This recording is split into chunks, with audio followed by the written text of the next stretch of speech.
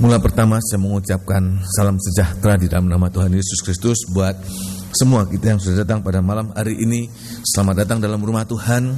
Semoga kedatangan kita pada malam hari ini tidak secara kebetulan, tetapi Tuhan sudah menuntun kita dan Tuhan punya rencana yang indah, yang besar buat kita sekalian. So, bisa demikian, amin.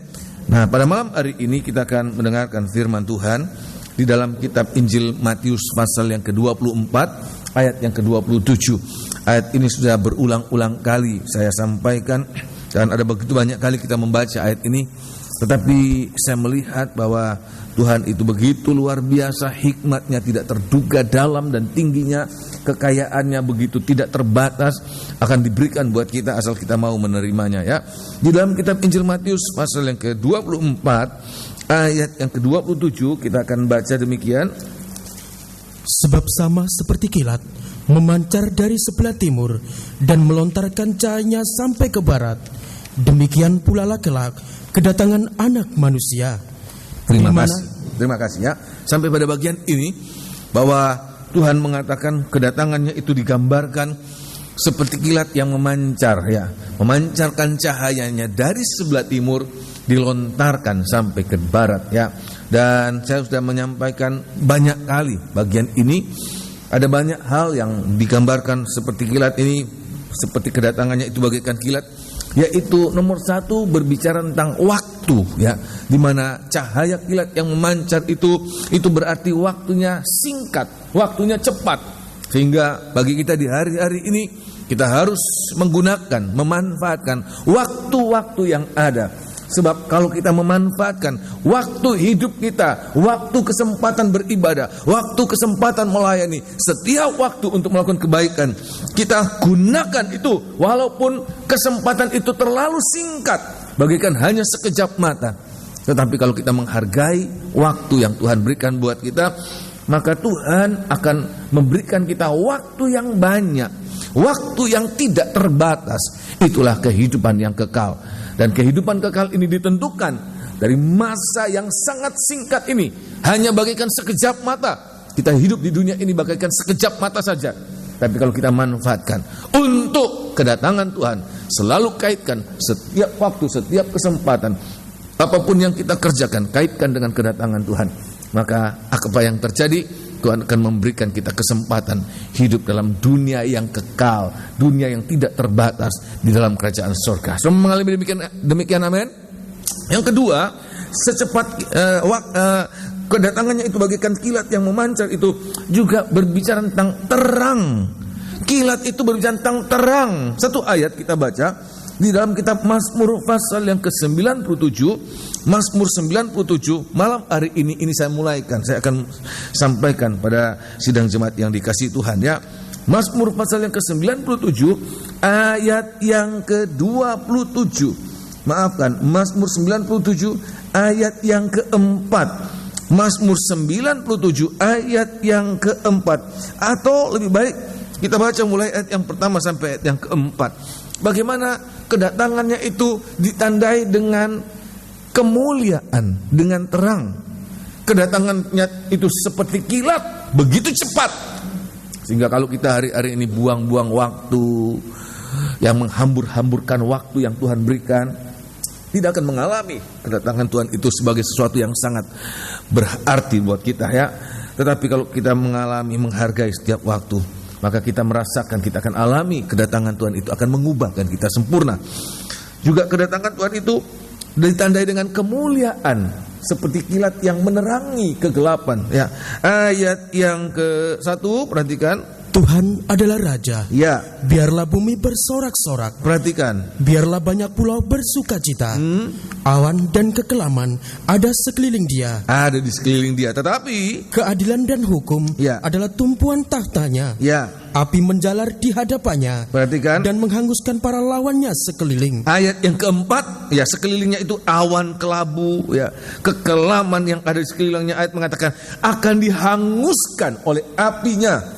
Ayat yang keempat, perhatikan. Kilat-kilatnya menerangi dunia. Kilat-kilatnya menerangi dunia. Bumi melihatnya dan gemetar. Terima kasih. Jadi kita lihat, mungkin hari-hari ini kita seperti dirudung dengan kelabu, awan kelabu, ya, kelam kabut menaungi kita dalam pekerjaan, dalam rumah tangga, bahkan dalam ibadah. Kita merasakan, Tuhan, kenapa ini seperti kelabu, ada kekelaman. Tapi ayat mengatakan akan ada waktunya, kilat itu akan menerangi kekelaman itu. Sehingga itulah yang harus kita alami. Kemuliaan Tuhan menyirnakan segala kekelaman, apa-apa yang tidak baik. Awan gelap itu akan sirna oleh terang kemuliaannya pada saat Dia datang kembali. So, bisa mengerti demikian, amin? Nah, malam hari ini saya akan menyampaikan, ya, kemuliaan Tuhan dalam kedatangannya ini juga pernah dialami, dilihat oleh Nabi Daniel. Dan penglihatan Nabi Daniel ini bukan hanya sekedar penglihatan biasa, tetapi penglihatan ini khususnya buat kita yang hidup pada zaman akhir.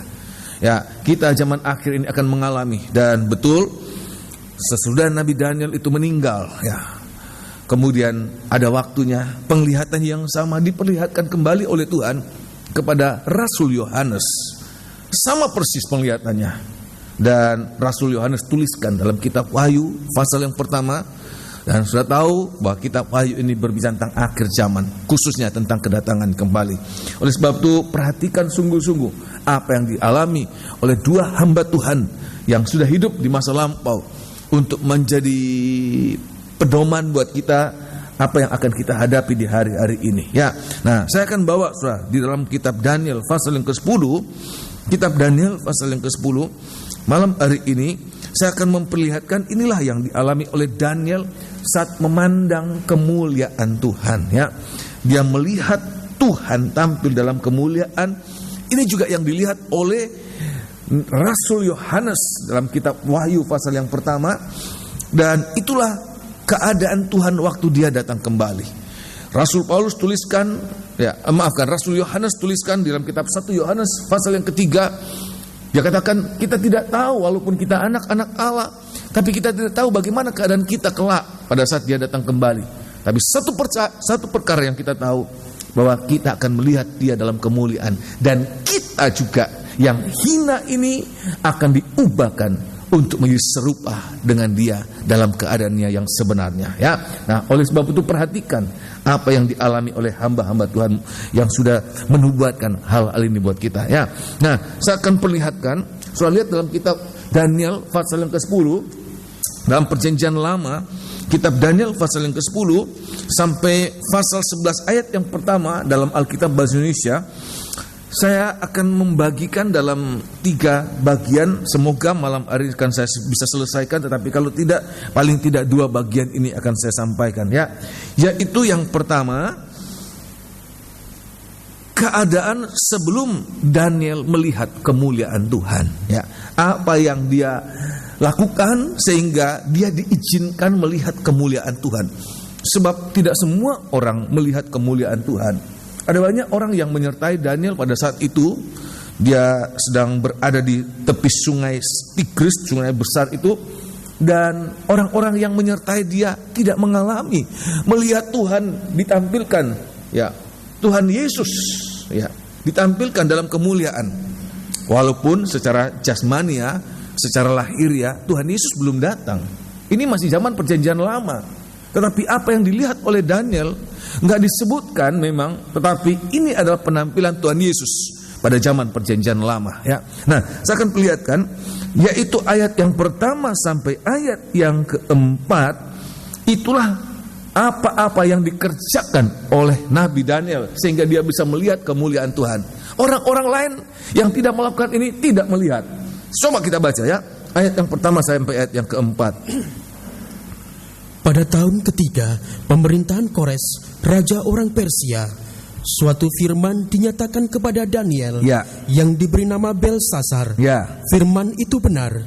dan mengenai kesusahan yang besar. Ya, Maka dicamkannyalah firman itu dan diperhatikannyalah penglihatan itu. perhatikan ayat yang kedua.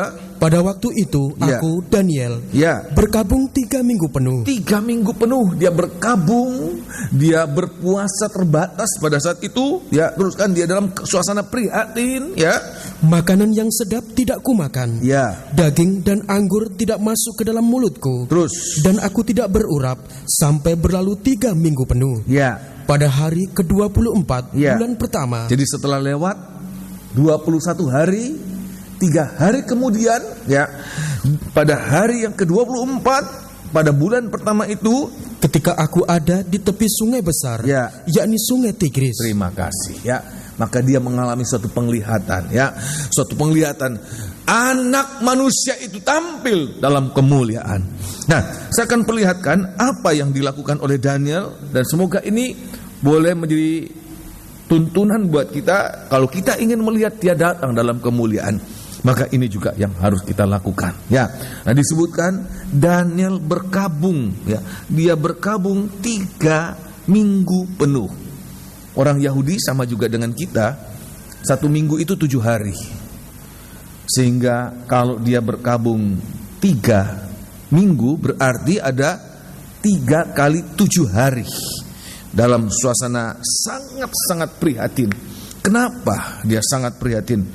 Sebab dia menghadapi, nanti Alkitab mengatakan, bangsanya akan menghadapi kesusahan yang besar.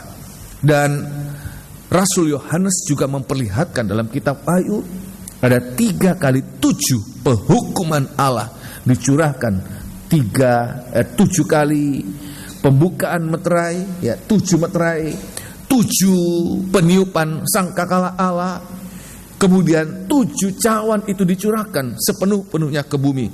Ada 3 kali 7 masa sukar yang akan dihadapi oleh dunia ini, dan Nabi Daniel untuk mengantisipasi apa yang akan dialami sekarang ini, walaupun sekarang ini mungkin dalam suasana sepertinya tidak perlu berkabung, sepertinya dalam suasana berkecukupan bahkan berkelimpahan, tapi Daniel mengambil waktu untuk berkabung sehingga Daniel mengalami penglihatan. Ada orang-orang lain seperti juga yang dituliskan oleh Rasul Paulus di dalam suratan 1 Tesalonika, dalam suasana yang serba mapan, serba semuanya dalam kelimpahan, semuanya sedang dalam keadaan aman, dan ayat mengatakan, mereka katakan aman damai.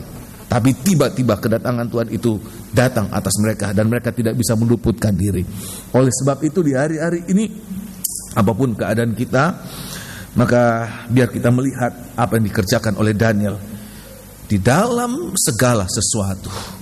Kalau kita melihat kemuliaan Tuhan, maka itu yang membuat kita ada kekuatan untuk melewati setiap awan kelabu, setiap masa sukar yang sedang kita alami.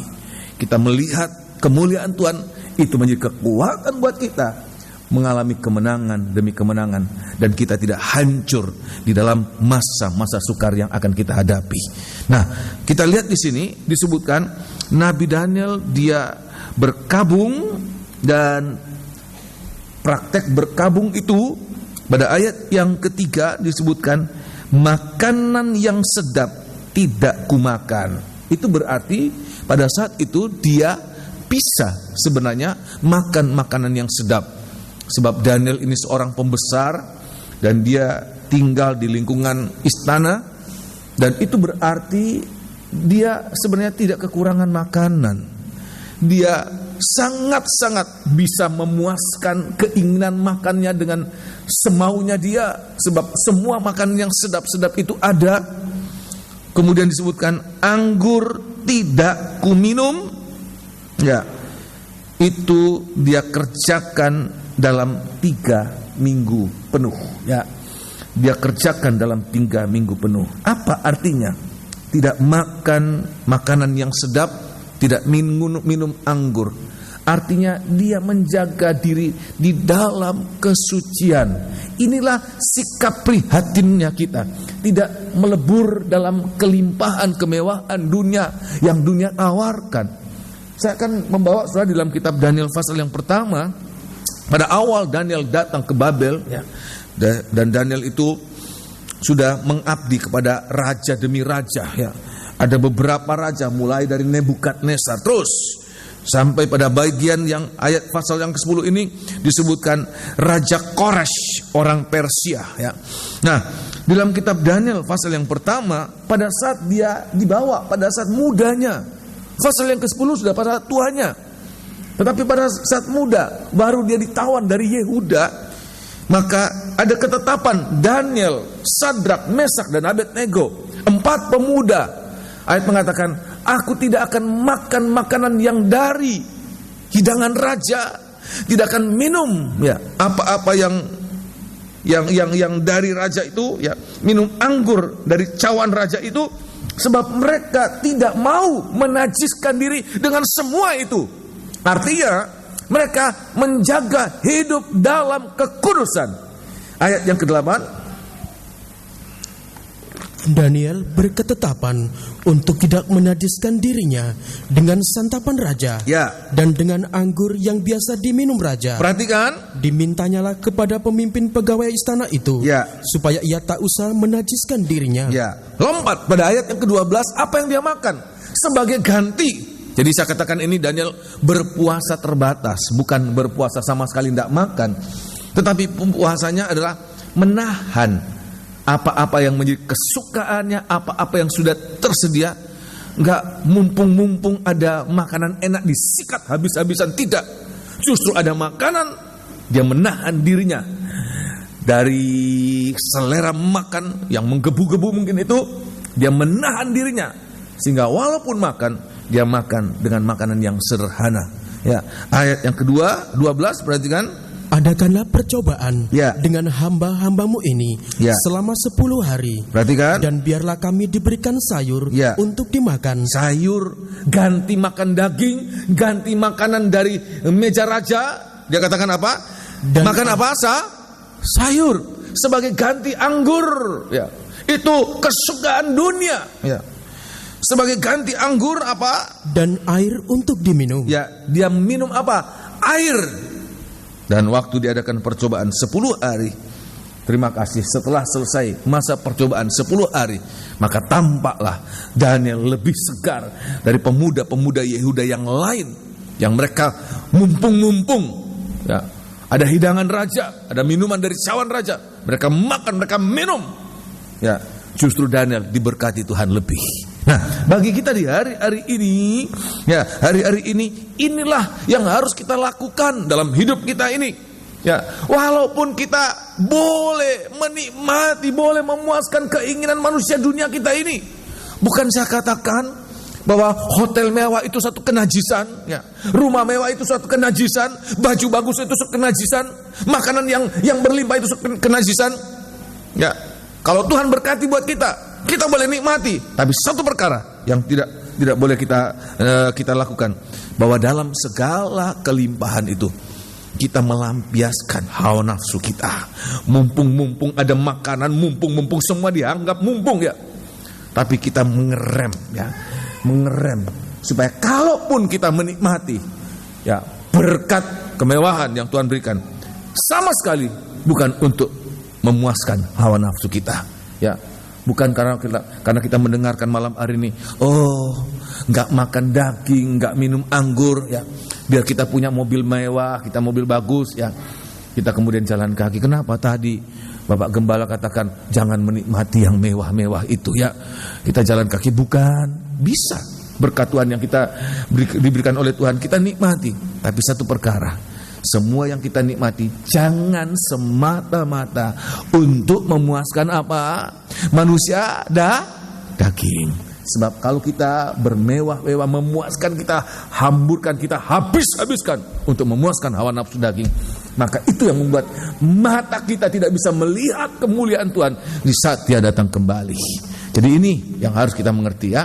Jangan hidup, perhatikan ini penting, jangan hidup kita ini terlalu berharga. Jangan hidup hanya untuk memuaskan hawa nafsu daging kita. Jangan hidup untuk ini. Jangan. Tuhan katakan, walaupun kita sah, nggak ada orang larang, sah. Kita punya uang banyak, kita mau beli mobil apa saja, siapa mau larang? Ya, Uang bukan hasil korupsi, ya. Uang yang sah kita bisa gunakan semua untuk keinginan kita, untuk apapun Tuhan. Tapi kalau itu kita belanjakan semata-mata untuk kesenangan manusia daging kita bersalah di hadapan Tuhan. Kita menajiskan diri dengan apa-apa yang dari dunia ini. Padahal kita anak-anak Tuhan, kita harus menjaga hidup kudus seperti Sadrak, Mesak, dan Abednego dan Daniel. Mereka berketetapan untuk tidak menajiskan diri. Mereka menjaga hidup kudus kita supaya apa? Kita mengalami sesuatu yang jauh lebih besar dari apa yang ditawarkan oleh dunia, yaitu kita melihat kemuliaannya pada saat Dia datang kembali. Saudara bisa mengerti demikian, amin? Yang kedua, ini sikap kita ya. Yang kedua disebutkan apa? Bahwa dia tidak berurap, ya, tidak berurap. Orang Israel, ya, berurap ini ya dengan minyak, sehingga mereka kelihatan begitu, maafkan ya. Kalau laki-laki berurap begitu ganteng, ya. Kalau perempuan berurap cantik, ya. Bagi kita apa ini? Menjaga penampilan semata-mata hanya untuk menampilkan manusiawi jasmaniah kita ini. Nggak salah kita punya raut muka yang ganteng, nggak salah saudara. Kita punya ya wajah yang cantik, nggak salah kita kemudian berdandan kalau Tuhan berkati. Tapi satu perkara, jangan hidup kita semata-mata hanya untuk menjaga penampilan fisik. Sebab Tuhan katakan kecantikan semua itu adalah penipu, sifatnya semu. Tapi apa yang harus kita perhatikan? Bukan manusia lahirnya itu, tapi manusia rohania. Ini yang harus kita tempa hari-hari ini. Ini harus kita percantik hari-hari ini. Ya, saya pernah mendengarkan seseorang, bahkan istri hamba Tuhan, begitu dia naik 1 kilo, saya bingung. Aduh ya apa ini? Naik 1 kilo ya. Bukan berarti tidak apa-apa, gembrot tidak apa-apa, bukan ya. Tetapi semata-mata hanya menjaga apa? Penampilan. Ya, tidak salah kita punya tubuh yang bagus.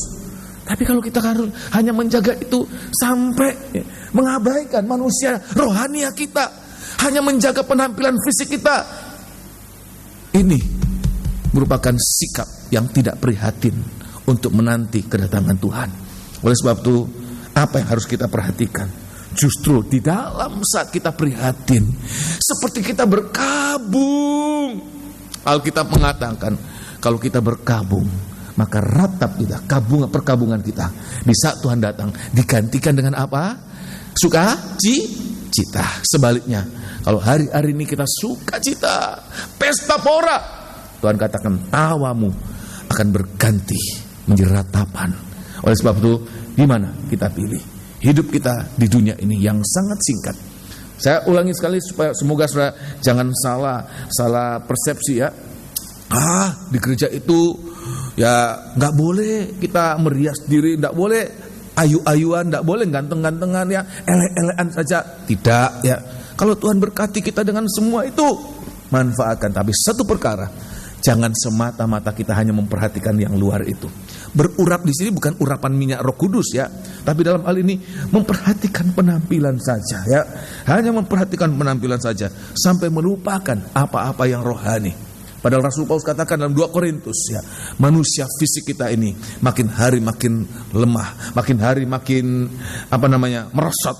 Tapi justru dengan merosotnya manusia fisik kita ini ya, manusia rohani kita makin hari makin diperbaharui dari sehari ke sehari ya. Manusia jasmani makin hari makin jelek, tapi biar itu berbanding terbalik dengan manusia rohani kita, justru makin hari makin indah, makin hari makin cantik di hadapan Tuhan.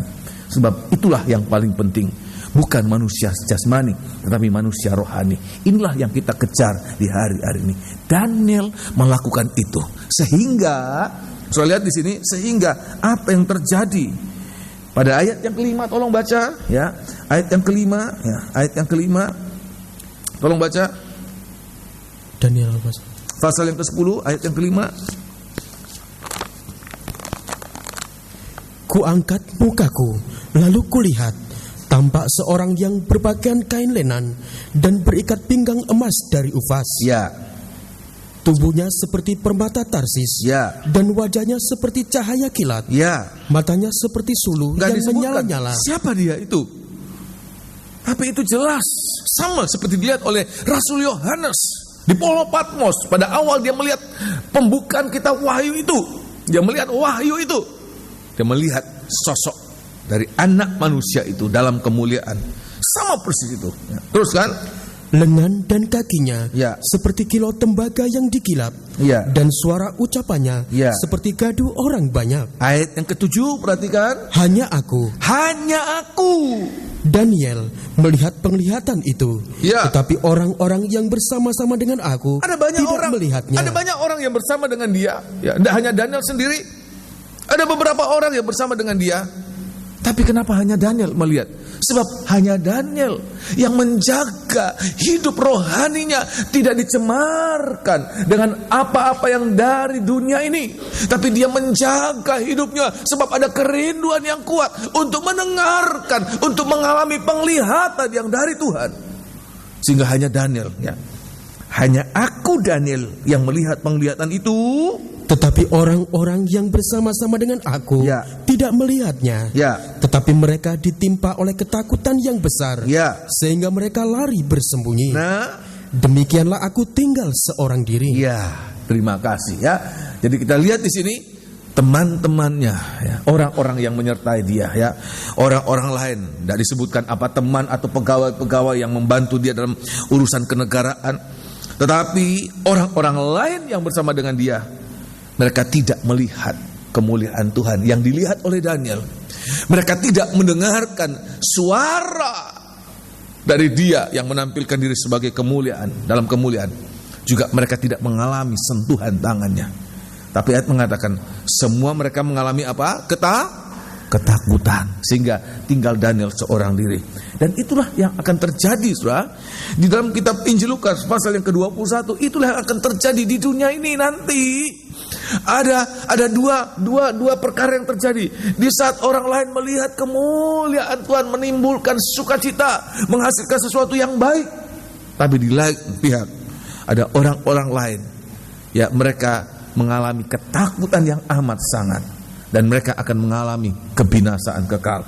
Kita taruh tanda di ayat ini, Injil Lukas pasal 21, kitab Injil Lukas pasal 21 ayat yang ke-25, perhatikan. Oleh sebab itu malam hari ini saya akan memperlihatkan ini ada dua sisi di mana kita berada, di mana kita menempatkan diri. Walaupun Tuhan izinkan kita ada kesempatan untuk menikmati, ya, apa-apa yang hebat, apa-apa yang indah, apa-apa yang bagus dari dunia. Tapi satu perkara, jangan kita hanya memikirkan manusia daging kita. Tapi satu perkara, kita merindukan apa-apa yang rohani. Ada satu saat Tuhan izinkan kita pergi ke tempat-tempat yang indah di dunia ini. Tapi saya harus mengatakan lebih dari tempat-tempat yang indah yang Tuhan izinkan kita akan pergi. Mungkin dalam vakansi kita, dalam liburan kita. Lebih dari apa yang akan kita kunjungi. Kerajaan surga itu jauh lebih indah yang tidak dapat dibandingkan dengan semua itu yang ada di dunia ini. Saya bisa mengerti demikian, amin? Kesana biar kita merindukan. Kesana kita merindukan. Kita mimpi kita mau penyusulan. Ini mimpi kita, ya. Kerinduan keinginan kita. Kita mimpi kita akan Paris, ke Amerika. Sampai kita lupa ada kerinduan kita ingin ke surga. Sama sekali tidak ada kerinduan saya ingin ke surga. Sebab apa? Sudah dipenuhi dengan keinginan yang ada di dunia ini. Tidak akan mengalami kemuliaan. Perhatikan, semoga sudah bisa mengerti, merenungkan bahwa hidup kita ini apa yang penting dan apa yang tidak penting. Kita harus bisa menempatkan, ya, bisa menempatkan prioritas hidup kita ini, ya. Ayat 25, Injil Lukas pasal 21 ayat 25, sebab pada awal akhirnya apa-apa yang dialami oleh orang-orang yang ada di sekitar Nabi Daniel juga akan dialami oleh orang-orang yang ada di dunia ini, di mana orientasi hidup mereka semata-mata hanya untuk menyenangkan keinginan daging mereka, ya. Ada makanan, mumpung ada makanan dari meja raja, minum, makan. Mumpung ada anggur dari meja raja, minum. Mumpung ada kesempatan mengurapi dengan semua parfum-parfum yang indah-indah, gunakan. Ya, Persia ini, semua yang dari Persia ini nomor satu punya, saudara. Zaman dulu apa yang dari Persia, apalagi sampai sekarang, ya, yang namanya permadani, yang namanya minyak wangi itu, ya, itu yang dari Persia, itu semua yang nomor satu. Dan itu ada kesempatan bagi Daniel menikmati semuanya itu. Daniel katakan, tidak, aku mau berkabung untuk dia. Ya. Sehingga apa? Ayat yang ke berapa belum baca? 25. 25, perhatikan. Dan akan ada tanda-tanda pada matahari dan bulan dan bintang-bintang. Dan di bumi bangsa-bangsa akan takut dan bingung. Perhatikan. Menghadapi deru dan gelora laut. Takut dan bingung menghadapi gelora laut ya. Ya, ayat yang ke-26. Orang akan mati ketakutan karena kecemasan. Orang akan mati ketakutan. Yesus datang nanti dalam kemuliaan, tapi mereka menganggap itu bukan kemuliaan. Mereka menganggap itu satu teror yang membuat mereka takut. Ya. Mereka akan kebingungan, mereka akan mati ketakutan, mereka akan cemas terus kan. Berhubung dengan segala apa yang menimpa bumi ini, ya. Sebab kuasa-kuasa langit akan goncang. 27. Pada waktu itu, ya. Orang akan melihat Anak Manusia datang dalam awan, ya. Dengan segala kekuasaan dan kemuliaannya. Ya. Apabila semuanya itu mulai terjadi, kalau anak-anak Tuhan hari-hari ini hidupnya tidak semata-mata untuk kesenangan dunia, untuk kesenangan daging, maka ayat mengatakan, apabila engkau melihat dia tampil dalam kemuliaannya, bangkitlah, dan angkatlah mukamu. Sebab apa? Sebab penyelamatanmu sudah dekat. Terima kasih. Bagi orang-orang dunia, Yesus tampil dalam kemuliaan, menjadi petaka buat mereka.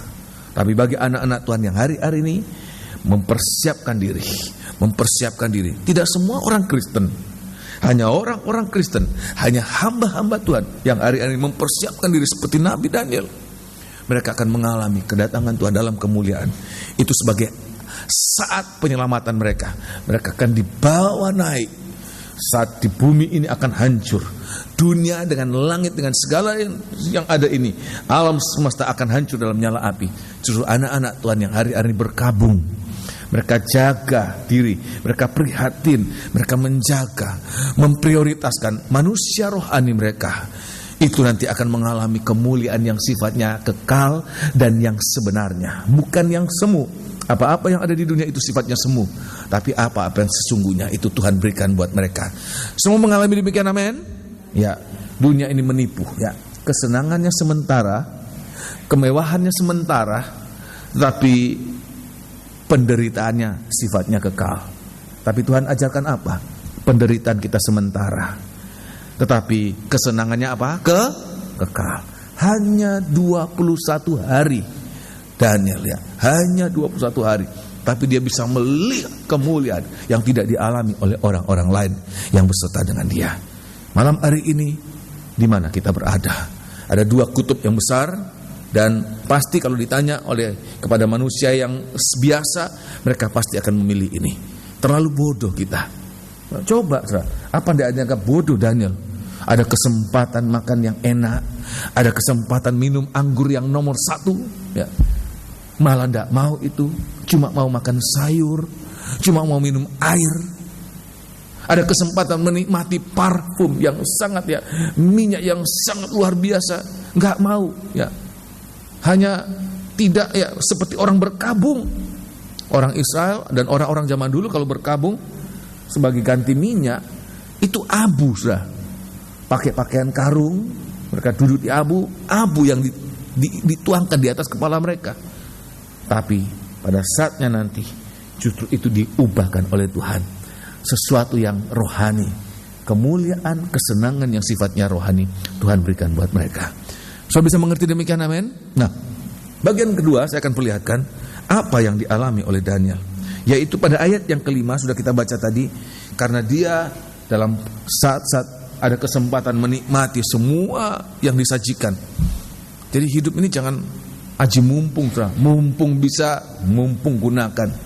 Kita harus tahu menjaga, mengerem karakter daging ini ya, sifat manusia daging ini. Kita harus bisa mengerem ya. Sebab apa? Kalau kita tidak mengerem tabiat daging ini, maka daging ini akan bertambah-tambah, akan tolong sebelum kita masuk pada poin kedua, Roma pasal yang ke-13. Sebab ini Tuhan ajarkan kita. Rasul Paulus mengajarkan kepada jemaat di Roma ya. Perhatikan, Roma pasal 13 justru buat kita yang hidup pada zaman akhir ya. Rasul Paulus merasakan rasanya kedatangan Tuhan sudah hampir-hampir. Walaupun pada faktanya itu masih sampai zaman kita ini sudah 2000 tahun. Tetapi biarlah roh yang sama itu ada juga pada kita hari-hari ini. Saya tidak bisa memastikan tahun berapa Tuhan datang, dan tidak ada yang bisa memastikan, hanya Bapa yang tahu. Tetapi biar semoga kita hari-hari ini tetap dalam suasana waspada, berjaga-jaga ya. Nah, Roma pasal 13, perhatikan, Roma pasal 13 ayat yang ke 12. Inilah cara hidup kita. Itulah gaya hidup Daniel 21 hari. Dia berkabung sebab nanti akan mengalami masa berat.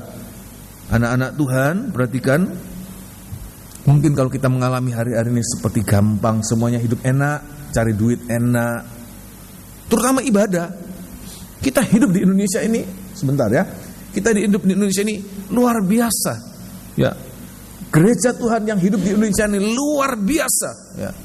Nyaman ya. Walaupun negara kita ini negara non-Kristen yang terbesar di dunia, tapi negara menjamin kita beribadah dengan sangat nyaman. Nggak ada orang yang mengintimidasi kita. Kita bisa beribadah kapan saja ya. Kalau kita mau beribadah semalam suntuk, monggo, nggak ada larangan, asal kuat saja. Kira-kira demikian, ya, begitu luar biasa. Coba kita lihat negara yang lain, tidak seperti yang kita alami seperti di Indonesia ini, luar biasa. Tapi ingat, tidak selamanya itu akan berarti. Dimanapun di dunia ini, satu saat anak-anak Tuhan akan mengalami masa sukar. Perhatikan, saya mengatakan bukan hanya karena Indonesia, dimanapun, di Amerika pun, ya, di mana-mana, nanti satu saat anak-anak Tuhan akan menghadapi masa sukar.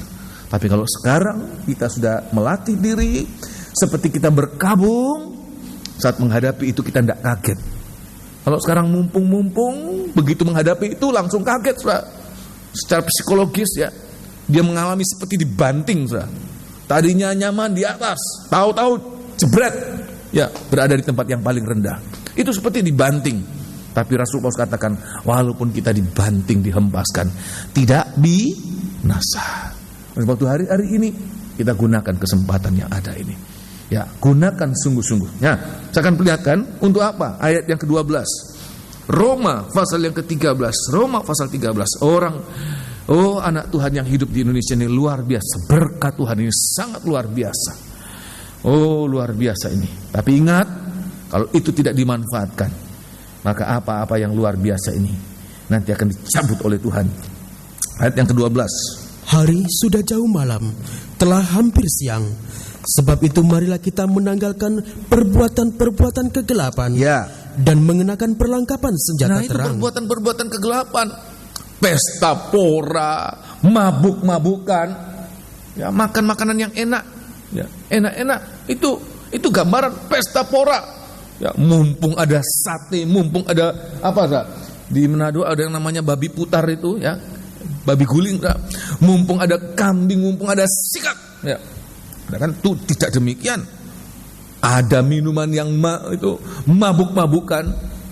Dan justru di daerah-daerah yang mayoritas Kristen, pada hari Natal itu terjadi, saudara. Pesta poran, mabuk-mabukan. Sama sekali tidak mencerminkan anak-anak Tuhan yang prihatin menyambut kedatangan Tuhan. Tidak mencerminkan gaya hidup anak-anak Tuhan yang menyambut kedatangan Tuhan. Ya. Marilah kita hidup dengan sopan, ya, seperti pada siang hari, ya. Jangan dalam pesta pora dan kemabukan. Ini Nabi Daniel menahan dirinya untuk tidak pesta pora. Dia ganti, bukan makanan yang daging, makanan yang enak-enak, sayur saja. Terus apa? Dan kemabukan. Dia ganti minum anggur nomor 1 dari cawan raja, hanya air saja, supaya tidak hidup dalam kemabukan dan pesta pora. Jangan dalam percabulan, ya, dan hawa nafsu. Nah, sebagai ganti, ya, ini parfum yang mewah-mewah sebentar, saudara. Parfum yang enak-enak, yang bagus, yang harum itu, ya, saudara, Parfum itu bukannya sekedar untuk wangi-wangian, saudara. Tapi saya tidak ingin berbicara kotor. Tapi parfum itu untuk menggairahkan, ya, ini sensualitas seseorang. Itu sehingga Rasul Paulus katakan, jangan hidup dalam kemabukan, pesta pora, dan percabulan dan hawa nafsu. Sama persis yang dilakukan oleh Nabi Daniel. Terus kan? Jangan dalam perselisihan ya, dan iri hati. Terus, tetapi kenakanlah Tuhan Yesus Kristus. Tapi kenakanlah Tuhan Yesus Kristus sebagai perlengkapan senjata terang. Perhatikan. Dan janganlah merawat tubuhmu. Kata merawat tubuhmu itu bukan berarti jangan mandi, jangan gunting kuku, jangan potong rambut, ya, jangan apa-apa. Bukan itu. Tapi merawat tubuh ini sama dengan mengenakkan daging. Coba sekarang, ya, bisnis yang paling laris, ya, apa-apa yang mengenakkan daging itu apa namanya, spa itu, ya, di mana-mana itu kan mengenakkan daging, ya. Bukan saya katakan enggak boleh begitu, ya. Tapi kita lihat ini yang sering terjadi di mana-mana.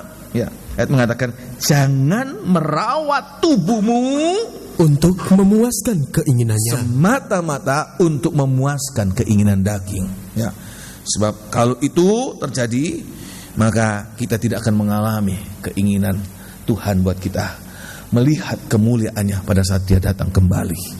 Oleh sebab itu di hari-hari ini biar kita meletakkan diri di tempat yang ini. Ya, Tuhan katakan kita hidup prihatin, berkabung seperti Nabi Daniel. Ya, nah kita kembali dalam kitab Daniel pasal 10 ayat yang kelima. Kita lihat ini penampilan Yesus dalam kemuliaan. Walaupun secara jasmani Tuhan Yesus belum lahir.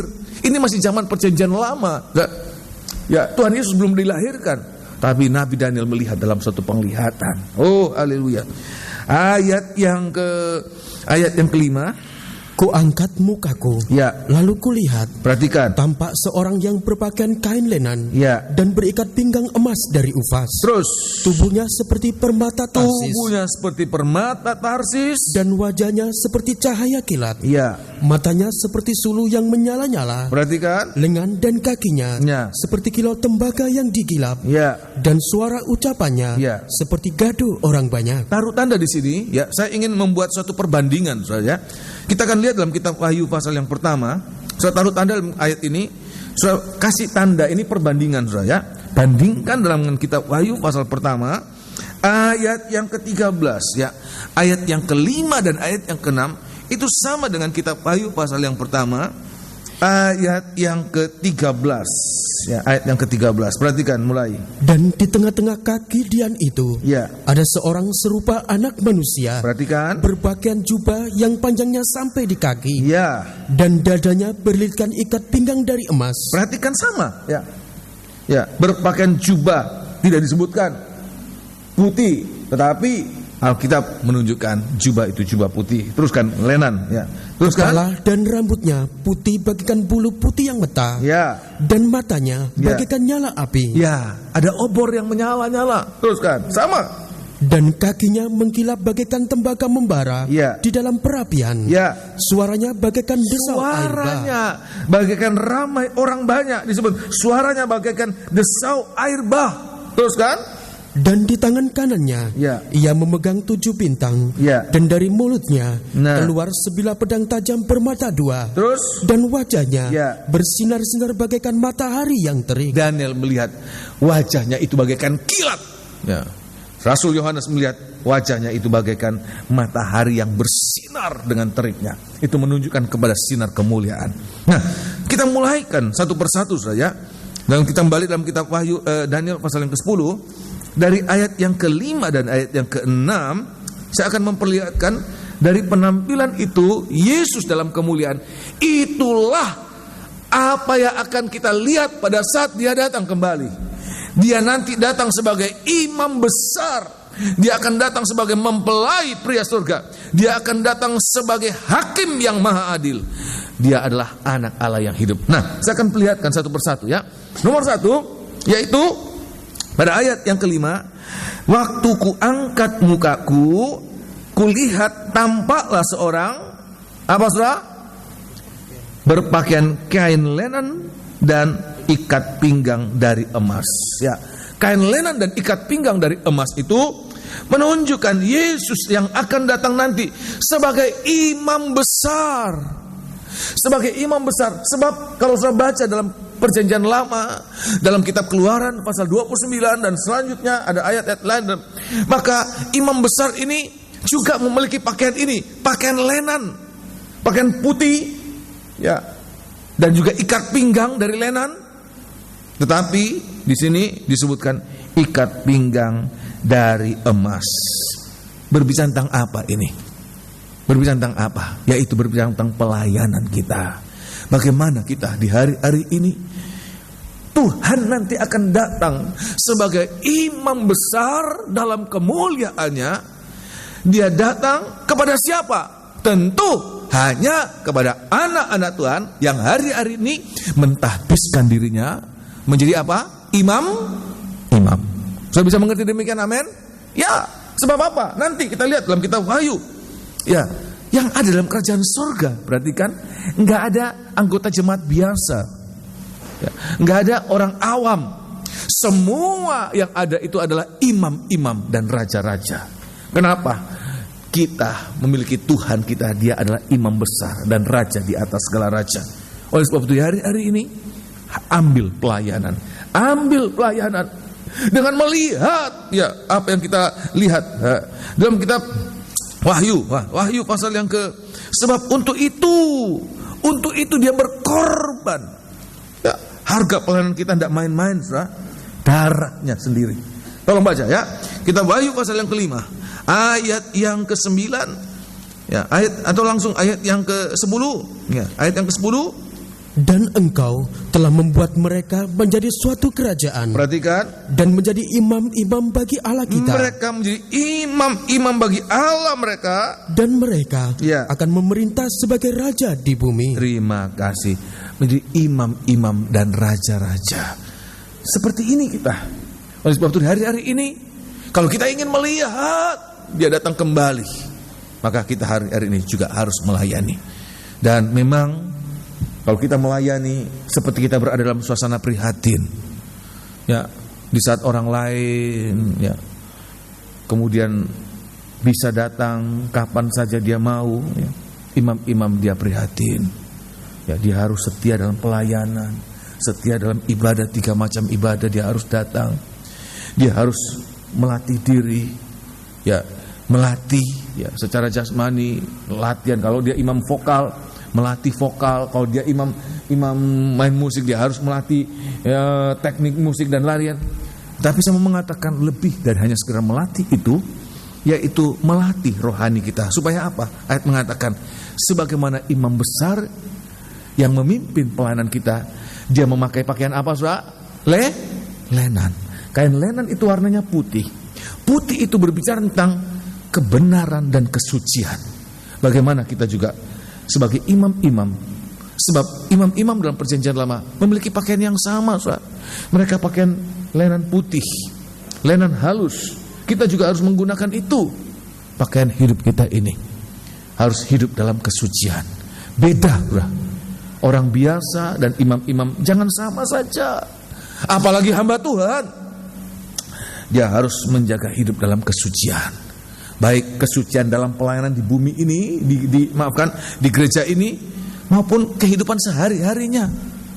Ya, sehari-harinya dia juga memakai pakaian ini. Banyak anak-anak Tuhan suci kalau di gereja. Tapi bagaimana waktu di luar? Waktu nawar beca, waktu nawar di pasar, tidak kelihatan sebagai imam-imam. Bahasanya bukan bahasa imam-imam.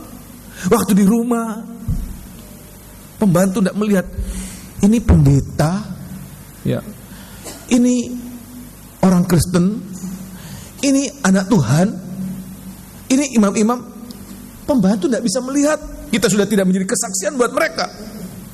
Oleh sebab itu di hari-hari ini, biar kita melihat ini, ya, bahwa imam-imam itu mencontoh, imam-imam itu menggunakan pakaian apa? Hidup dalam kebenaran dan kesucian. Ya. Semua orang tahu imam-imam melayani di gereja, tiap hari ke gereja. tapi omongannya tidak bisa dipercaya. Ya, hari ini ngomong ini, besok sudah berbeda, saudara. Padahal anak Tuhan, padahal imam-imam, padahal hamba Tuhan. Ya, apalagi kalau sepepet bisa bohong lagi. Anak-anak Tuhan tidak demikian. Kita tidak akan mengalami dia datang dalam kemuliaan. Ikat pinggang ini kekuatan. Ikat pinggang itu kekuatan seorang pelayan. Ayat mengatakan emas. Emas yang disebutkan dalam kitab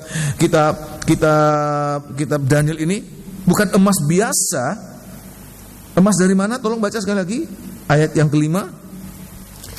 Kuangkat mukaku, lalu kulihat tampak seorang yang berpakaian kain lenan dan berikat pinggang emas dari Ufas. Emas dari apa? Ufas ya. Ufas ini suatu daerah, suatu negeri yang terkenal dengan emas yang murni, emas yang nomor 1 ya. Artinya apa bagi kita? Bahwa pelayanan kita juga, kekuatan pelayanan kita bukan terutama kemampuan, bukan terutama teknik, tetapi ikat pinggang emas. Emas itu kesucian murni yang datang dari Tuhan. Kesucian itulah kekuatan kita dalam pelayanan. Saya mau mengatakan tidak ada kekuatan apa-apa dalam melayani Tuhan kalau tidak ada kesucian. Saya mengatakan ini, saya mengalami ya. Suatu saat saya punya asisten untuk melayani sidang jemaat yang ada di Kemelaten saat itu ya. Setiap hari tertentu, waktu itu baru melayani 1 minggu 1 kali ya. Saya ajak, ayo melayani ya. Enggak om. Kenapa? Saya kaget. Lagi ada masalah. Saya enggak tahu masalah apa. Masalah apa yang membuat dia sampai tidak bisa melayani. Baru kemudian saya tahu masalah itu menyangkut kesucian. Hari-hari ini kekuatan kita, kalau hanya kekurangan, nggak akan membuat anak-anak Tuhan itu tidak mampu melayani. Kalau hanya jarak yang jauh, kalau hanya hujan, nggak akan membuat anak-anak Tuhan itu kemudian terhenti pelayanannya. Tapi ada satu penghalang utama untuk tidak mampu melayani, seperti orang itu tidak ada kemampuan untuk melayani. Kalau tidak ada ikat pinggang dari apa? Emas. Kalau tidak ada ikat pinggang dari emas, biar dia jago khotbah, jago main, jago apapun juga, nggak ada kemampuan berdiri di hadapan jemaat, berdiri di hadapan Tuhan. Oleh sebab itu di hari-hari ini kita hanya mohon Tuhan, nggak pinter ngomong, nggak pinter main musik, nggak pinter nyanyi. Kalau nggak pakai ikat pinggang emas, di mana kekuatan kita akan bertahan melayani sampai Tuhan datang?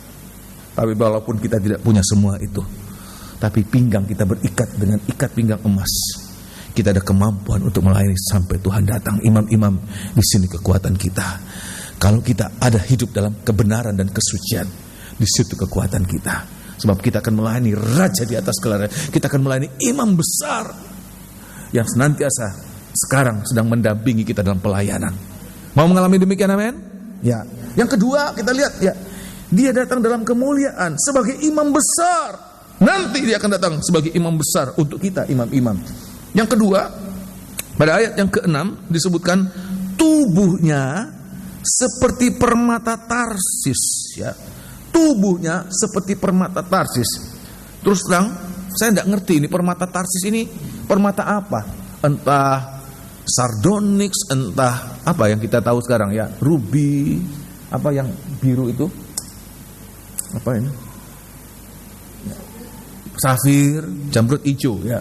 Atau apapun juga ya, berlian yang jernih bagaikan kristal itu ya. Tetapi satu perkara saya mau ambil bagian yang sederhana, bahwa permata itu, permata apapun namanya ya, tapi dalam hal ini permata apa namanya? Tarsis itu, permata pada umumnya itu menunjukkan barang yang berharga, batu mulia ya. Sehingga kalau disebutkan tubuhnya seperti batu apa namanya? Tarsis, permata Tarsis, berarti tubuhnya tubuh kemuliaan. Bisa dimengerti, saudara? Tubuhnya seperti permata Tarsis. Permata Tarsis itu adalah batu mulia. Ya. Kalau tubuhnya itu tubuh kemuliaan, tubuhnya itu tubuh bagaikan itu, artinya dia tubuh kemuliaan. Apa tubuh kemuliaan? Tubuh kebangkitan. Sama seperti tubuh yang ada pada Tuhan Yesus. Dan ini berarti apa, saudara? Dia nanti akan datang kembali. Dia akan datang kembali sebagai mempelai pria surga. Kenapa saya mengatakan ini? Sebab mempelai pria surga itu dia mati untuk mempelai wanitanya, tetapi juga dia bangkit kembali, memiliki tubuh kemuliaan.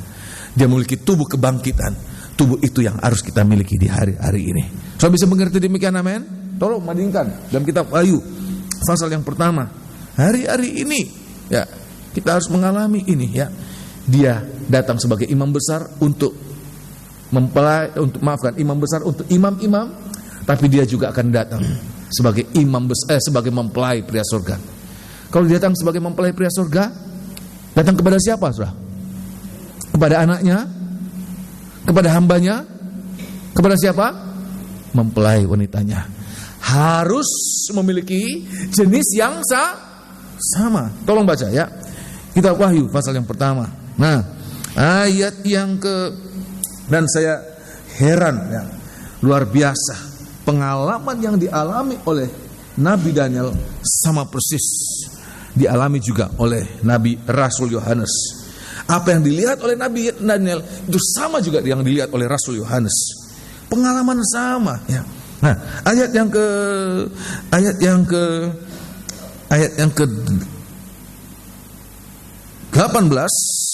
yang ke-18.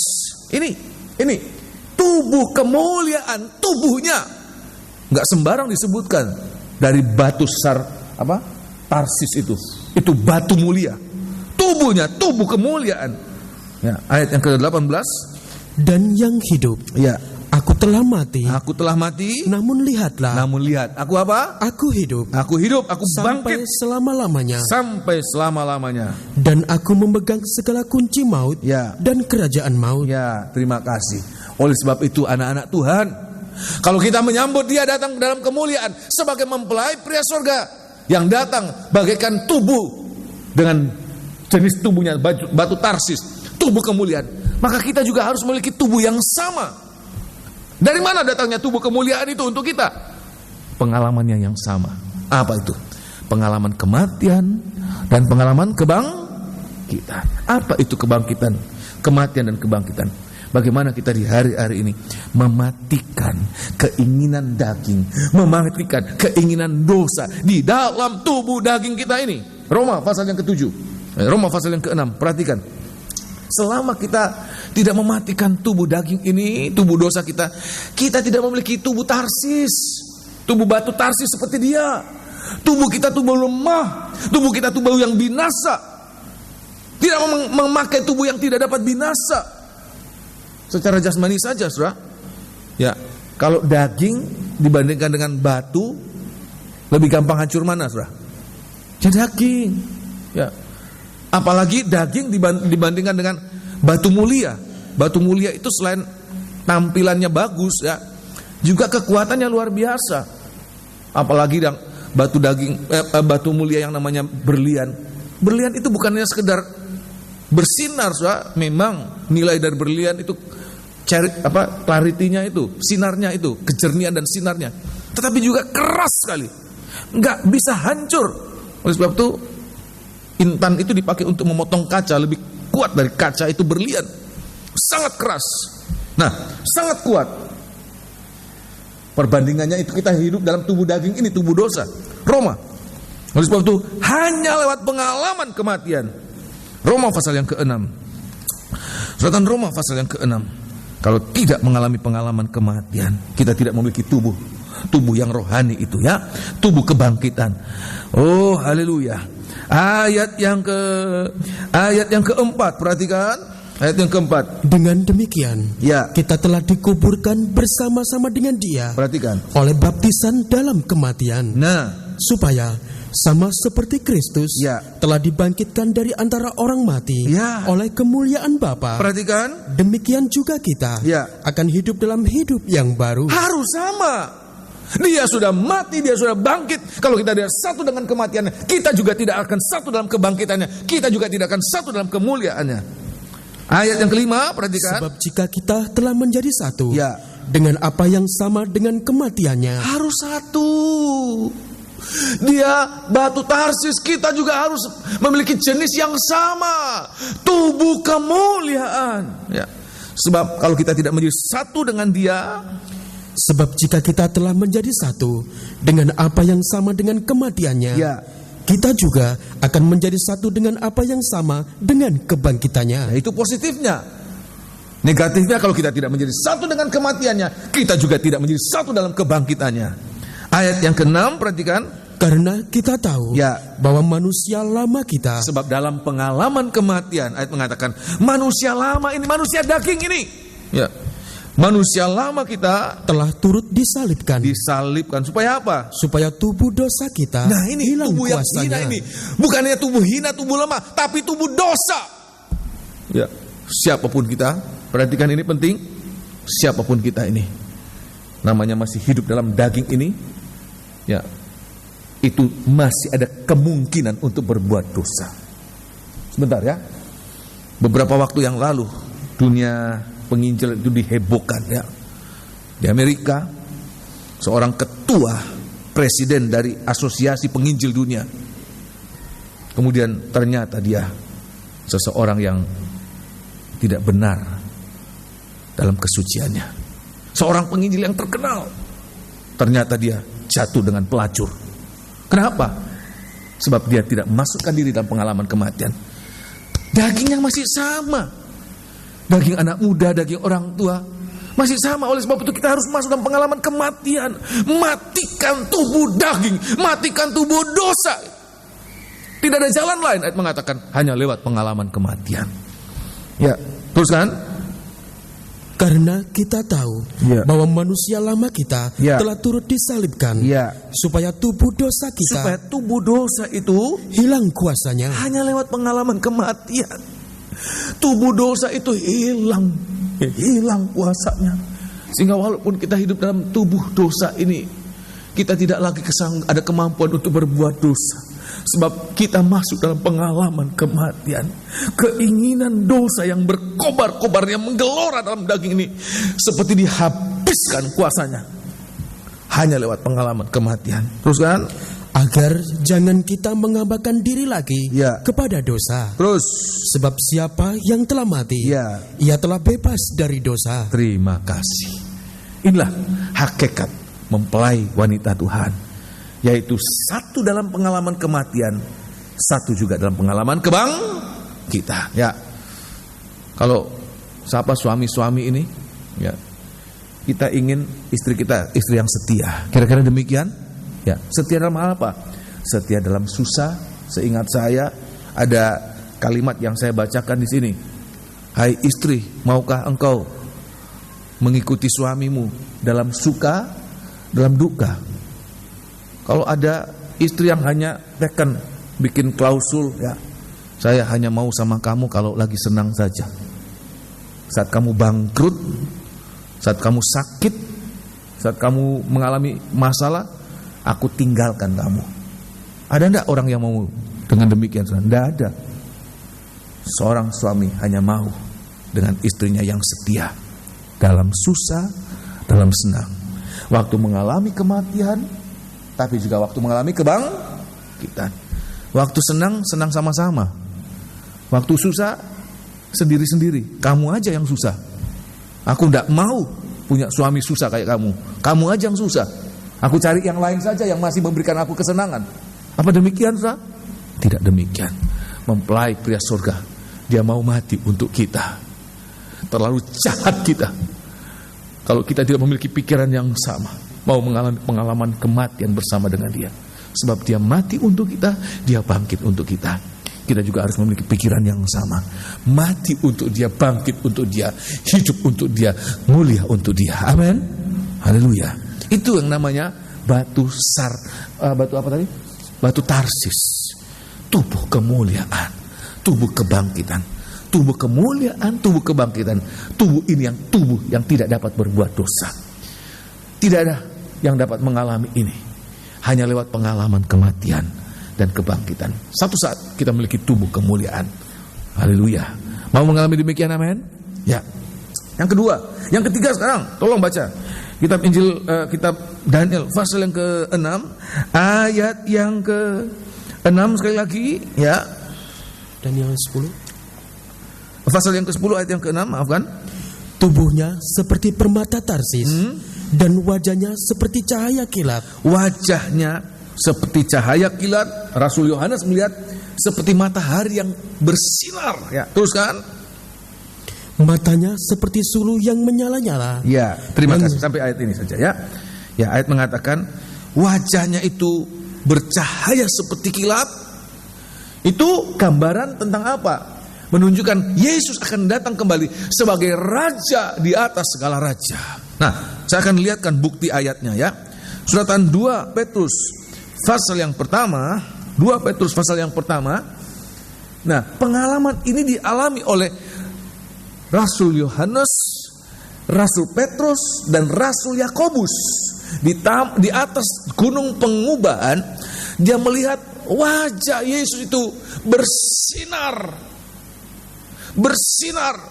Dan Rasul Petrus menuliskan apa makna pengalaman yang singkat yang dialami di atas gunung itu. Itu adalah kemuliaan Tuhan pada saat dia datang kembali sebagai raja. Tolong baca ayat yang ke-16. Ya, 2 Petrus pasal pertama ayat yang ke-16. Sebab kami tidak mengikuti dongeng-dongeng isapan jempol manusia. Ketika kami memberitahukan kepadamu, ya, kuasa dan kedatangan Tuhan kita. Kuasa dan kedatangan Tuhan kita, Yesus Kristus sebagai Raja. Ya. Tetapi kami adalah saksi mata dari kebesarannya. Jadi saudara bisa lihat, ya. Jadi saya mengatakan ini bukannya sekedar mengenak-ngenakkan, saudara. Tapi ada, terima kasih, ada dasar. Supaya saudara ada keyakinan. Bapak Gembala, ya kenak-kenakan aja, ya. Tapi ada dasar, ya. Di mana wajahnya bagaikan kilat, matanya menyala-nyala seperti obor, menunjukkan dia sebagai raja dalam kewibawaannya, dalam kemuliaannya. Dia akan datang sebagai raja di atas segala raja dalam kewibawaannya. Maka kita juga hari-hari ini harus melatih diri, mempersiapkan diri sebagai raja-raja. Apa itu raja-raja?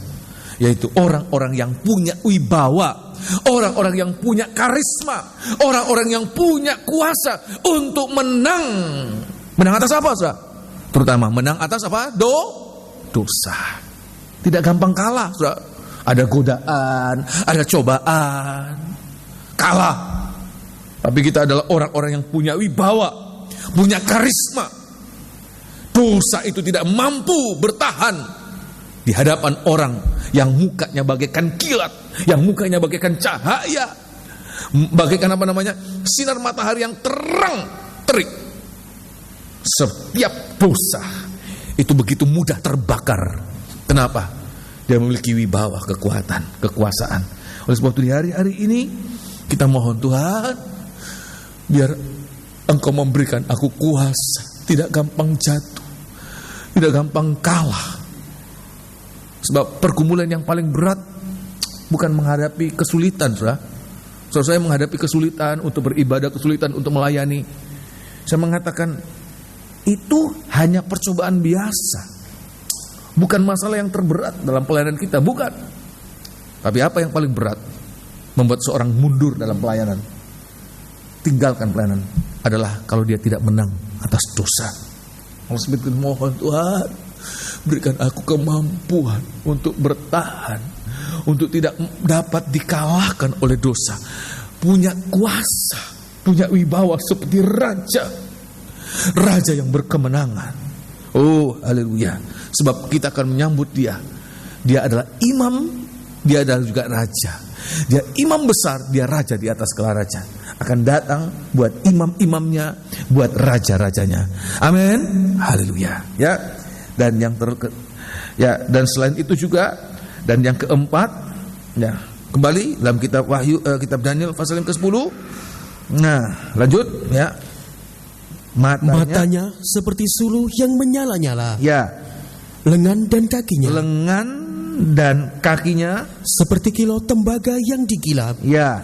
Dan suara ucapannya ya. seperti gaduh orang banyak. Terima kasih. Lengan itu, saya lihat di sini, ini lengan. Ya, bukannya telapak tangan, tapi lengan itu sampai di sini, Saudara ya. Sampai di sini. Menunjuk kepada perbuatan. Kaki itu menunjukkan kepada perjalanan hidup.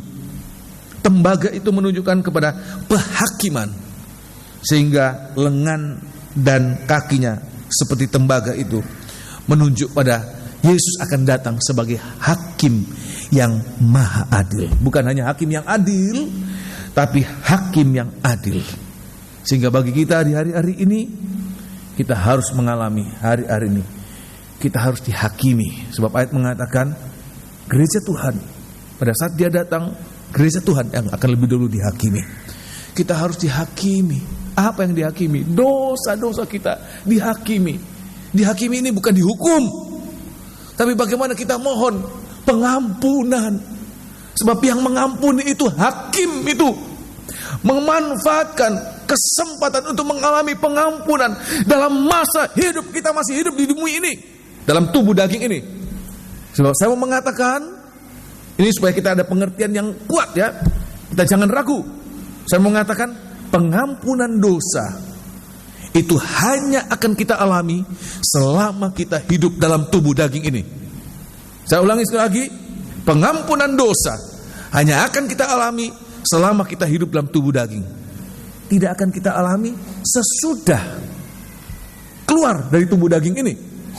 Sehingga kalau kemudian seseorang mendoakan, Tuhan ampuni saudara saya yang sudah mati, ampuni dosanya, nggak berlaku. Biar kita doa jengking-jengking, nggak berlaku. Sebab dia sudah tidak menggunakan kesempatan selama hidup dalam tubuh daging ini. Tapi selama hidup dalam tubuh daging ini, walaupun nafasnya sudah di sini, sebab itu saya terus berdoa. Kalau ada kesempatan mendoakan jemaat-jemaat yang akan menghadapi maut, saya selalu berdoa ini, mohonkan pengampunan darah Tuhan untuk mengampuni seluruh dosanya. Walaupun nafasnya sudah di sini, tapi masih hidup dalam tubuh daging ini, ada kesempatan untuk mengalami pengampunan. Jangan sampai terlambat, gunakan kesempatan. Dia sedang memberikan sebagai hakim. Perhatikan, hakim yang bukan hanya adil. Kalau adil itu dia menjatuhkan hukuman buat orang yang bersalah, tetapi menghukum orang yang berbuat dosa. Adil. Hakim yang tidak adil menyalahkan yang benar, membenarkan yang sah. Kenapa? Hakim yang bisa disogok. Tapi Allah kita, dia hakim yang adil, bahkan maha adil. Di mana maha adilnya? Tolong baca ya. Roma pasal yang keempat. Suratan Roma, gunakan kesempatan ini. Kita harus selama hidup di dunia ini, persiapan kita akan menghadap tahta pengadilan. Dan ayat mengatakan, semua manusia akan menghadap tahta pengadilan. Sebab nanti dia akan datang sebagai hakim yang maha adil. Kalau di hari-hari ini kita sudah mengalami semua kesalahan kita. Oleh sebab itu setiap kita ingat ada kesalahan, Tuhan ampuni saya selama masih hidup dalam dunia ini, dalam tubuh jasmani, ampuni saya. Sehingga kita tidak ada lagi ganjalan, rasa takut. Rasul Yohanes mengatakan kita ada keberanian percaya untuk menghadap tahta pengadilannya. Sebab apa? Semua dosa, semua kesalahan sudah mohonkan apa? Pengampunan. Ya, tolong baca Roma pasal yang ketiga, pasal yang ke suratan Roma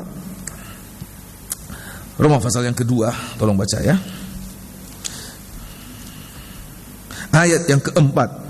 Ini hakim yang maha adil memberikan kita kesempatan untuk mengalami pengampunan. Oh, haleluya. Bukannya sekedar menghakimi, sudah menghukum yang salah, tapi lebih dahulu diberikan jalan keluar. Kamu mau diampuni dan pengampunannya gratis. Ya, tetapi tetap ada harga yang harus kita bayar. Apa? Pengakuan kita yang jujur. Ayat yang keempat, perhatikan. Maukah engkau menganggap sepi kekayaan kemurahannya? Nah, ini maha adilnya. Dia lebih dahulu memberikan kita kesempatan yang luas. Sebentar ya, saya teringat Saya teringat, ini gereja kita ini seperti jatuh dari langit. Waktu saya mengurus izin, timingnya tepat. Nah, waktu itu izin itu seperti diobral. Ada kesempatan seperti pemutihan. Sebab apa? Ada banyak rumah-rumah ibadah dalam semua agama ternyata nggak punya izin. Sehingga pada saat itu dibuka kesempatan yang luas, ya, yang sudah berdiri adakan pemutihan, ya, yang belum berdiri diberikan kesempatan mendapatkan izin. Sehingga gereja kita ini itu izinnya ada digantung di situ, ya. Itu mendapatkan kemurahan. Sebab apa? Dibukakan kesempatan. Saya tidak tahu berapa lama waktu itu, ya. Berapa lama dibukakan kesempatan. Ya, ayo mengurus, ayo urus, gereja-gereja urus, masjid urus, ya, wihara urus, semua agama urus, yang belum ada izin urus. Tetapi pada saat kemudian kesempatan itu ditutup, urus izin susah setengah mati. Syaratnya itu sangat banyak. Saya pikir kalau baru sekarang mengurus izin rasanya mustahil kalau bukan Tuhan yang menolong. Kenapa? Sebab sudah lewat masa kemurahan. Kemurahannya sudah lewat. Seperti diobral izin. Begitu mudah. Oleh sebab itu, kesempatan yang sama, hal yang sama juga Tuhan berikan. Pengampunan itu. Ya, ada kemurahan selama kita hidup dalam dunia ini. Tuhan katakan, jangan anggap sepi. Nanti aja. Gampang lah. Perhatikan, ada satu saat ayat mengatakan kemurahan itu ditutup. Masa kemurahan itu ditutup, maka dia akan menghakimi orang-orang yang tidak memanfaatkan kemurahan yang sudah berlaku, ya. Ayat yang keempat, perhatikan. Maukah engkau menganggap sepi kekayaan kemurahannya, ya, kesabarannya, dan kelapangan hatinya? Tidakkah engkau tahu, ya, bahwa maksud kemurahan Allah, perhatikan, ialah menuntun engkau kepada pertobatan? Ini maha adilnya di sini, hakim yang maha adil. Lebih dahulu dia memberikan kesempatan untuk bertobat. Ayat mengatakan semua orang telah berdosa dan kita kehilangan kemuliaan Allah. Gak ada satupun orang benar di hadapan Tuhan. Semuanya jahat. Saya jahat. Gak ada yang baik dalam hidupku. Semua kita. Tapi Tuhan memberikan kita kesempatan, ya. Kesabarannya, kelapangan hatinya. Teruskan. Tidak tahukah kita Tidak tahukah kita bahwa tidakkah engkau tahu, ya, bahwa maksud kemurahan Allah, ya, ia menuntun engkau kepada pertobatan? Tetapi kita lihat ini. Tetapi oleh kekerasan hatimu, ada orang yang keras hati, tidak mau menggunakan kesempatan untuk mengalami pertobatan, tidak mengalami kesempatan untuk mengalami pengampunan. Kesempatan mengalami pengampunan dibuka, tapi dia tidak mau, dia tutup mulut untuk tidak mengaku kekurangannya. Ayat mengatakan, tetapi oleh kekerasan hatimu, ya, yang tidak mau bertobat, ya, engkau menimbun murka atas dirimu sendiri, ya, pada hari waktu mana murka dan hukuman Allah, ya, yang adil akan dinyatakan. Adil. Teruskan, perhatikan. Ia akan membalas setiap orang, ya, menurut perbuatannya. Ini, yaitu hidup kekal kepada mereka yang dengan tekun berbuat baik, ya, mencari kemuliaan, perhatikan, kehormatan, dan ketidakbinasaan. Ya. Tetapi murka dan geram, ya, kepada mereka yang mencari kepentingan sendiri. Perhatikan, yang tidak taat kepada kebenaran, ya, melainkan taat kepada kelaliman. Terus, penderitaan dan kesesakan, ya, akan menimpa setiap orang yang hidup yang berbuat jahat. Perhatikan, pertama-tama orang Yahudi. Orang Yahudi ini orang juga umat orang Tuhan, Yunani. ya, dan juga orang Yunani ini orang kafir, orang yang bukan umat Tuhan. Teruskan. Tetapi kemuliaan, ya, kehormatan, ya, dan damai sejahtera, ya, akan diperoleh semua orang yang berbuat baik. Ya. Pertama-tama orang Yahudi, ya, dan juga orang Yunani. Sebab Allah tidak memandang bulu. Dia hakim yang maha adil. Dia tidak pandang muka, dia tidak pandang bulu. Tapi apa yang dia lihat? Setiap orang yang memanfaatkan kesempatan mengalami pengampunan, setiap orang itu akan berhak menerima pengampunan. Tapi setiap orang yang melewatkan kesempatan mengalami pengampunan, yang ada adalah Penghukuman yang maha adil. Oleh sebab itu biar hari-hari ini kita hanya mohon Tuhan, tolong aku. Kesempatan hidup di dunia ini satu kali. Apa tujuannya? Ayat mengatakan Tuhan memberikan dia kemurahannya, kelapangan hatinya. Apapun dosa kita, Tuhan menerima kita apa adanya. Apapun dosa kita, apapun kekurangan kita, Dia menerima kita apa adanya. Bukankah itu satu kebaikan Tuhan? Gunakan. Sebab kalau kita menolak, mengabaikan kemurahan Tuhan, maka Dia akan datang dengan kekerasannya. Oleh sebab itu, Allah kita yang lembut, Allah kita yang sangat baik, Dia hakim yang amat adil, sedang bekerja di tengah-tengah kita. Gunakan kesempatan ini. Hari ini kita memanfaatkan, supaya nanti waktu Dia datang, kita akan melihat Dia sebagai imam besar atas kita, imam-imam. Dia akan datang sebagai mempelai pria surga atas kita, mempelai wanitanya. Dia akan datang sebagai raja di atas raja kepada kita, raja-raja.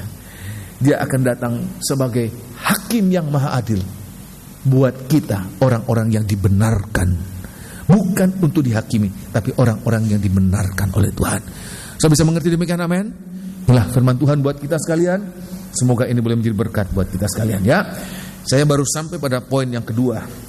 Saya belum sempat mengingat waktu, belum sempat sampai pada poin yang ketiga. Semoga pada hari-hari yang akan datang akan saya sampaikan, ya.